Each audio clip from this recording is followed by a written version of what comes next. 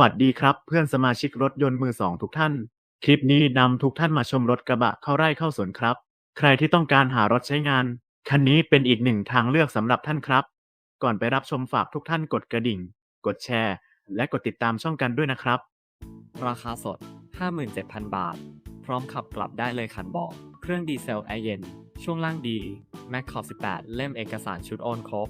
ภาษี 67 ดูรถอำเภอภาชีจังหวัด พระนครศรีอยุธยาเบอร์โทร 0819736500 ครับ ขอให้ทุกคนโชคดีและประสบความสำเร็จนะครับ พบกันใหม่คลิปหน้า สวัสดีครับ